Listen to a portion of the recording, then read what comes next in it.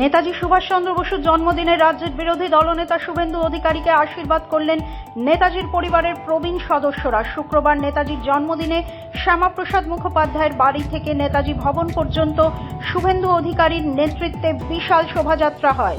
মিছিল নেতাজি ভবনে পৌঁছলে নেতাজির মূর্তিতে মাল্যদান করেন বিরোধী দলনেতা। এরপর তাঁকে নেতাজি ভবন ঘুরিয়ে দেখান নেতাজির পরিবারের প্রবীণ সদস্য অধ্যাপক সুগত বসু। সৌজন্যের নজির গড়ে প্রাক্তন তৃণমূল সাংসদকে পা ছুঁয়ে প্রণাম করেন শুভেন্দুবাবু। শুভেন্দু অধিকারীর সৌজন্যে মুগ্ধ হয়ে তাকে লক্ষ্যে অবিচল থাকার জন্য আশীর্বাদ করেন সুগতবাবু। শুক্রবার সকালে পশ্চিমবঙ্গের জনক ভারত কেশরী শ্যামাপ্রসাদ মুখোপাধ্যায়ের বাড়ি থেকে নেতাজি ভবন পর্যন্ত অরাজনৈতিক মিছিল করেন শুভেন্দুবাবু। শুভেন্দুবাবুর সঙ্গে এদিন জাতীয় পতাকা হাতে হাঁটেন কয়েক হাজার মানুষ। ব্যান্ড বাজিয়ে শোভাযাত্রা নিয়ে নেতাজি ভবনে গিয়ে সুভাষচন্দ্রের মূর্তিতে মাল্যদান করেন তিনি। এরপর বন্দে মাতরম, ভারত মাতা কি জয় ধ্বনি তোলেন বিরোধী দলনেতা।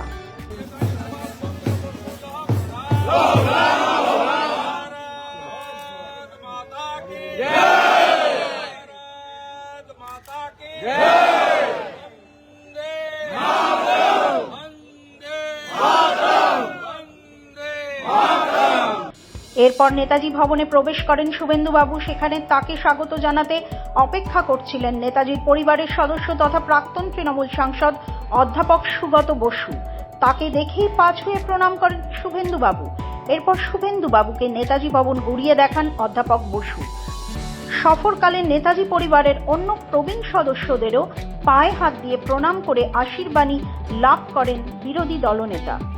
এমনকি প্রয়াত তৃণমূল সাংসদ কৃষ্ণা বসুর আবক্ষ মূর্তিতেও পুষ্পার্ঘ্য নিবেদন করেন তিনি।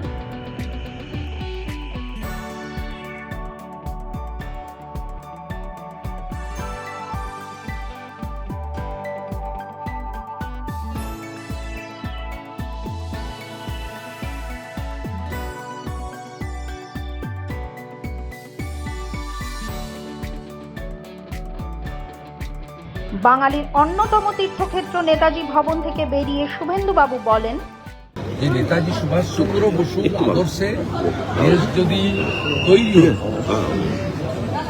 এবং পরিবারতান্ত্রিক শাসনের হাতে দেশ না চলে যেত, আজকে দেশ অন্য জায়গায় চলে। মোদীজি চেষ্টা করছেন নেতাজি সুভাষচন্দ্র বসুর স্বপ্ন পূরণ করা। আশা করি ধীরে ধীরে ধীরে ভারত পরিণত হবে। যেমন ভারত 12তম অর্থনৈতিক স্থান থেকে আজকে চতুর্থ অর্থনৈতিক শক্তিশালী দেশ হয়েছে। আগামী দিনে নিশ্চিতভাবে বিকশিত ভারত হবে এবং বিকশিত ভারত তখনই হবে যখন বিকশিত ভারত। ওনার ব্যবহৃত গাড়ি দেখলাম, ওনার বাড়ির বর্তমান যারা বংশধররা আছেন তারা বাকিরা আমাদের দেখালেন এবং অত্যন্ত আন্তরিকতার সঙ্গে আমাদের উৎসাহিত করলেন এবং আমাকে তিনি পরামর্শ দিলেন যে আমি সঠিক জায়গায় এসেছি। ওনাকে বললাম যে রোডে যাই প্রতিভাকে। তারপর আমি মালা দেওয়ার পরে মালাটা পিডাব্লিউডির লোকেরা ফেলে দেয়, সরিয়ে দেয়। আর মুখ্যমন্ত্রী অনেক সময় আসেন, ওনারা বললেন যে আপনি তৃণমূল কিভাবে নেতাজিকে বারবার অপমান করেছে তাও তুলে ধরেন শুভেন্দুবাবু। এরা সব যারা রবীন্দ্রনাথ ঠাকুরের ছবি পড়ায়, যারা আর্মির প্রতি কোশ্চেন করে, যারা অপারেশন সিঁদুর নিয়ে প্রশ্ন করে, যারা এয়ার স্ট্রাইক নিয়ে প্রশ্ন করে, সার্জিক্যাল স্ট্রাইক নিয়ে প্রশ্ন করে, তারা সব কারণ তারা আসমানকে আকাশ বলতেছে, জলকে পানি বলতেছে, বাবাকে আব্বা বলতেছে। রাজ্যের ক্ষমতা দখল করতে নেতাজি পরিবারের একাধিক সদস্যকে লাগাতার ব্যবহার করেছেন মমতা বন্দ্যোপাধ্যায়। কৃষ্ণা বসু, সুগত বসুকে সাংসদ করে নেতাজির পরিবারের সমর্থন তার পক্ষে রয়েছে বলে রাজ্যবাসীকে বুঝিয়েছিলেন তৃণমূল নেত্রী।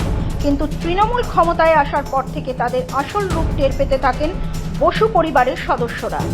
এর ফলে ধীরে ধীরে তৃণমূলের সঙ্গে দূরত্ব বাড়তে শুরু করে নেতাজির পরিবারের সদস্যদের। তৃণমূলের দুর্নীতি ও দুর্বৃত্তায়ন নিয়ে বারবার সোচ্চার হন সুগত বসু, যার জেরে 2019 সালের লোকসভা নির্বাচন তৃণমূলের টিকিটে লড়তে অস্বীকার করেন তিনি। আর এবার নেতাজির পরিবারের সদস্যদের আশীর্বাদ পেলেন শুভেন্দু অধিকারী, যা আরও মজবুত করল রাজ্যে তৃণমূলের অপশাসনকে উৎপাদন করতে তাঁর শপথকে। ব্যুরো রিপোর্ট, মাধ্যম।